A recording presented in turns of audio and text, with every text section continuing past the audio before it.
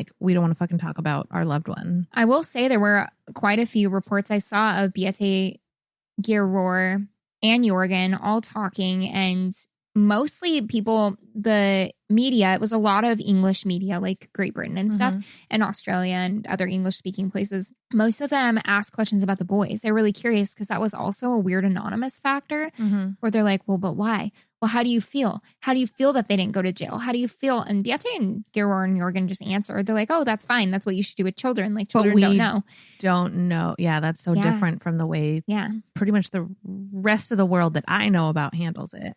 Yeah. The one thing I did read that Beate said that it was the one thing I read that you could tell there was some resentment there, which of course there has to be. We're humans. There has to be some resentment. She said one of the men still lives in the community and the other one moved away, and will occasionally bump into her and he just apologizes profusely every time he sees her. I'm so sorry. I'm so sorry. And she did say something a little passive that was something along the lines of like, yeah, I get you're sorry, but that's not helping. Right. No, honestly, like move out of the community. Bro, get away from her or parents. just stop talking to them. But it's one thing to... She's like, you're not helping. But it's one thing to grow up in that culture and agree with it. And like, I get that. But it's another to like go to the grocery store and run into him. It's still the same human emotion. Yeah. Whether it's dealt with this way, that way, or the other. Whether you grow up in a different culture, you're still going to feel that rage or pain or bitterness or whatever it is that's there, because grief manifests in different ways for different people. But I'm glad we did Norway because it's really giving me a lot to think about. Let's grab another beer. I'm interested to hear your story. I have no idea what it is. I know that you knew like just overhead view of this one. Yeah. Okay. So when I went to Total Wine before here. And I made her pick me up scotch. I saw this beer. I can't wait to try this beer. I saw this beer on the shelf. I went to the seasonal section because I always check that for you mostly. If it was up to me, we'd only drink IPAs. But I always like to check out. The seasonal section always has really, really fun, unique beers. Yeah. Yeah. Although they had a lot of stouts. I'm like, it's not winter. But anyways, it's not winter, bro. But I saw this and it's a session IPA from Brooklyn Brewing in Utica. New York? Yeah, we've had a couple Brooklyn brewings. We had their Oktoberfest once. Yeah. But it is called the Stonewall Inn IPA. It was... Boom! Let's see. It says the Brooklyn Brewery is proud to support the Stonewall Inn... The Stonewall Inn Gives Back initiative, all caps. They're proud to support the Stonewall Inn Gives Back initiative and help make the world a more loving place one beer at a time. It says pour proudly, and it has rainbows all over it. This is seasonal for Pride Month. Yeah, but it's still an IPA. But it's only 95 calories. And it says pour proudly. Pour it proudly, You're the Sarah. one. You're the one pouring it. Well, you drink proudly. Let me see your proudest pour. Ooh, that splattered a little. Caitlin is making like an open mouth grinning face while she's pouring. And she looked at the glass like, OMG. Oh my gosh, I'm so happy for this beer and for Stonewall and for Pride. Though I guess now it's technically, well, we're filming. God, I always call it filming. We're recording in June, so it is still Pride Month. I was pouring proudly. You were. Sunday. Oh, that was unusual. I want to learn how to burp and talk at the same time. Just like, yeah, just like that. Well, I can taste why it's 95 calories. It is. That's not hoppy at all. It's very light. All right. You guys who want to like IPAs, this tastes like the Hoplar tea. You guys, there's this tea you can get that's non-alcoholic. I know, don't be sad. But it's made out of hops.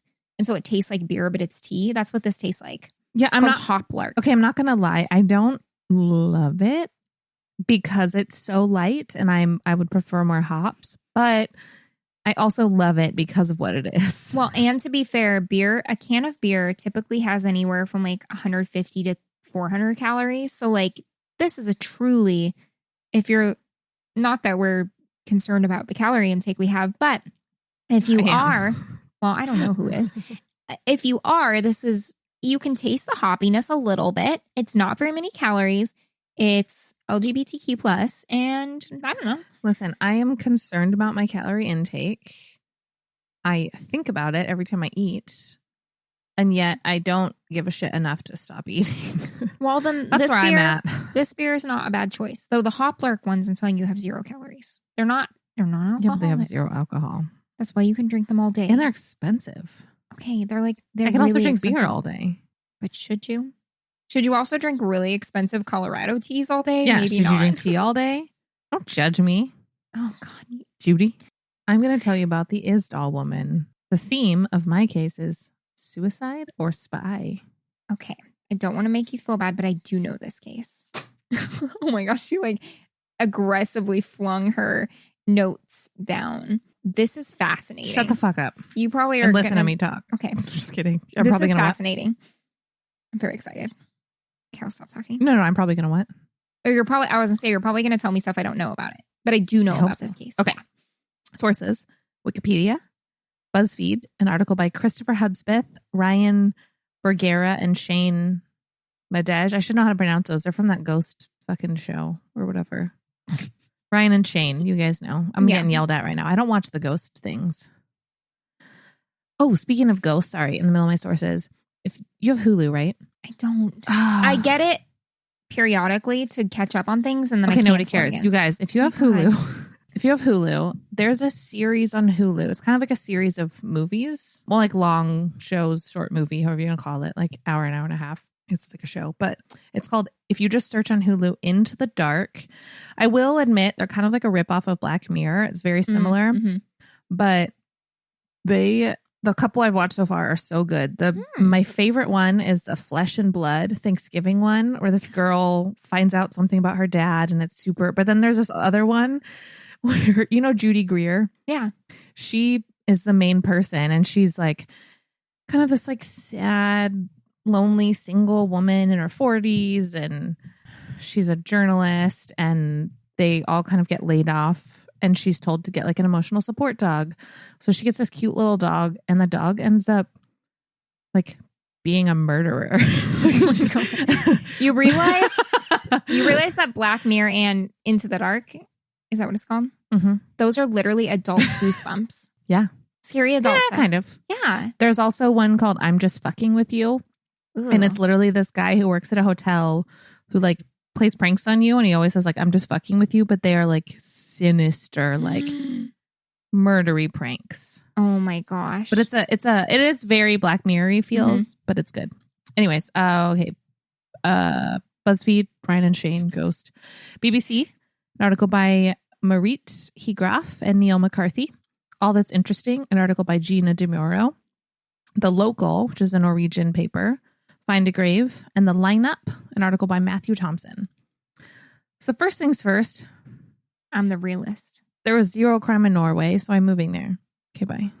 I'll come with you. Okay, bye. Bring your metal detector. But for real, in 2019, oh yes. In 2019, their murder rate was 0.53 per 100,000 people. Wow. I wonder what ours is. 101,000 per 100,000 people. Yeah. Pretty sure. But I scoured the seas and found and researched one of Norway's biggest mysteries. It all started on the afternoon of November 29th, 1970, in an area of Norway called Isdalen, aka Ice Valley, also referred to as Death Valley because of the high rate of suicides in the area, specifically during medieval times. A man and his 2 daughters were hiking in the area when they noticed a very potent burning smell. And then they came across a charred body. They immediately headed back to town to call police. And I say, like, it wasn't one of those where they thought it was like an animal, because I saw the picture accidentally and there's no mistaking. It is a fucking human body, like almost mummified, like charred. So police venture into the area and they find the burned remains of a woman. Her body was twisted, so her legs were to one side and her hands were clenched by her torso. It was described as the supine. I almost said poutine. You know the supine stretch in yoga? You know the poutine stretch in yoga? She was doing the poutine stretch. I do that stretch at the bar sometimes. Poutine's good. No, like the supine where you're twisted.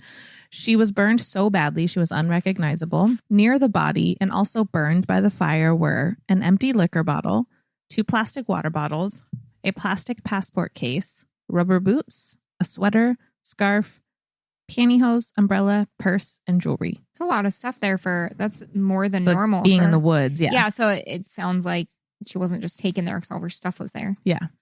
Around her body was pieces of burned paper and a fur hat that had traces of gasoline on it. Oh, weird. But all of the tags, labels, and identifying parts of all those objects had been removed or rubbed off. Ew, so that creeps me out. It's like not all the tags. So they didn't know what size. Like everything was cut out. That's sneaky. If a killer did that, that's sneaky. Or if she did that, that's sneaky. So police had a Jane Doe and no leads. 3 days later, and I couldn't really, this case is kind of hard to put together all the weird pieces, but a couple days later, police found 2 suitcases at the Bergen railway station that were linked to her. Don't know how. Like, so they have this Jane Doe that they don't know who she is, but they're able to like trace some of her movements. I couldn't really figure out how though. Yeah. In the suitcases, they discovered clothing and shoes, wigs, makeup, cash, Norwegian, Belgian, British, and Swiss money. Okay. Maps, non-prescription glasses, sunglasses, and a notepad. But the notepad kind of was like coded, like it wasn't normal sentences. It was like you couldn't just look at it and know what it was saying. It was like in code. Almost some kind of like shorthand. Like just a spy. It sounds very spy. Why would you have glasses that aren't prescription? I don't know. But just like the other items found by her body, all tags and identifying information had been removed. But fingerprints that were on the sunglasses did match the body, so they knew it was hers. However, they found it at the train station. The medical examiner reported that the Jane Doe had died from incapacitation from medicine and poison by carbon monoxide. Those 2 things. Oh, weird. There was soot in her lungs, so she was alive when her body was burned. Her neck also had severe bruising, indicating trauma from either a fall or a blow. So I feel like that would not be suicide. Her stomach had between 50 and 70 sleeping pills in it. Oh, well, maybe it was. That's so weird, though. None of that lines up. Nope. With no leads on who this woman was, police went to the media for help. They were able to determine that the last time she was seen alive was November 23rd, 6 days before she was found. She checked out of a hotel that day. Hotel staff recalled her as a good-looking, brown-haired woman around 5'4". She checked out, paid in cash, and asked them to call a taxi for her. Police were unable to determine any movements after this, and the taxi driver was never tracked down. Oh, bummer. They looked again at the items from her suitcase, and they were able to determine from the notepad where she had recently been. Like it said, they decoded it. They had a decoder pin. It was Ovaltine. All around Norway and Paris. Oh, sorry. She'd been all around Norway, Paris, France, but with 8 different fake passports and aliases. Who was this woman? A spy. A spy, I think. She told hotel staff at various locations that she was a traveling saleswoman or an antiquities dealer. She often was seen in different wigs. Witnesses also said that, like, multiple witnesses came forward and said she smelled strongly of garlic. I love, whenever I cook with garlic and my hands smell like it, I just sniff them. Thanks for that beautiful image. Kind of like Molly Shannon from Superstar, but instead of my armpits, I'm like, garlic. That was my first image. I mean, I love garlic too. I love garlic. Lady loves garlic. Whole. Her sketch was put everywhere, but no one came forward with any information about who this woman was. Then, out of nowhere, and their reasoning was because so many sleeping pills were found in her stomach, police ruled the death a suicide and the case was closed. I feel like it's too suspicious to be closed. Closed. Suicide done. Jane Doe was buried and all investigation stopped. But decades later, the case is being examined again. Modern science for the win. A forensics team has completed an isotope test on her teeth and jawbone, which we talked about on another episode. I can't remember which one, but yes, we're talking about it. They were able to determine that she was likely from Nuremberg, Germany, and around the age of 40 when it had previously been reported she was about 30. A handbag has also since been found buried where her body was found using a metal detector. Oh my God. That's I found it weird. on vacation. No, what a weird tie-in. A bag that was totally decayed and had, like, it literally had been buried and had trees growing through it. So it's clear that it had been there for decades, which is kind of why they think it might be hers. It clearly isn't new. It had fucking roots growing through it. But unfortunately, it was too decayed to find any information. Yeah. A woman named Cecil Thorsted has been interviewed because her grandfather was a cop when Jane Doe was found, and he worked on the case and had partners that worked on the case. She said, she being Cecil, said that she asked her father, who was 10 at the time of the investigation, if her grandfather ever talked about the case. And she said her father